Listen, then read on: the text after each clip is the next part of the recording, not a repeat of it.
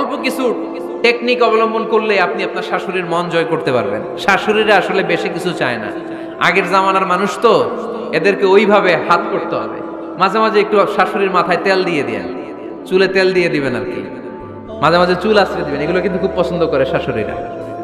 ওনার প্রেশারটা একটু মেপে দিবেন, ডায়াবেটিক্সের ওষুধটা খাইলো কিনা সময় মতো খোঁজ নেবেন, কি পছন্দ করে খেতে একটু রান্না করে দিবেন। যেই বক্তার ওয়াজ শুনতে পছন্দ করে ওই বক্তার ওয়াজগুলো ডাউনলোড করে শাশুড়ি আম্মাকে দিবেন, ইসলামী বই দিবেন। দেখবেন বয়স্ক নারীরা মাহফিল যেতে খুব পছন্দ করে, ওয়াজ শুনতে খুব পছন্দ করে, নবীদের কাহিনীগুলো শুনতে পছন্দ করে। বসায় বসে একটু কাহিনীগুলো শোনাবেন। বাইরে বেরোলে জিজ্ঞেস করেন, আম্মা আপনার কিছু লাগবে কিনা। আর একটা টিপস আছে, চুল যখন আশ্রাবেন আর শাশুড়ির মাথায় যখন তেল দিয়ে দিবেন তখন অতীতের কথা জিজ্ঞেস করেন, দেখবেন অতীতের স্মৃতিতে হারিয়ে গিয়েছে আপনার শাশুড়ি। কি জিজ্ঞেস করবেন জানেন? জিজ্ঞেস করবেন, আম্মা জান মুক্তিযুদ্ধের সময় আপনার বয়স কত ছিল? ওই সময় মুক্তিযুদ্ধের সময় আপনাদের এলাকায় কি কি হয়েছিল মা? আরেকটা প্রশ্ন করবেন, মা বিয়ের সময় আপনি কেমন ছিলেন?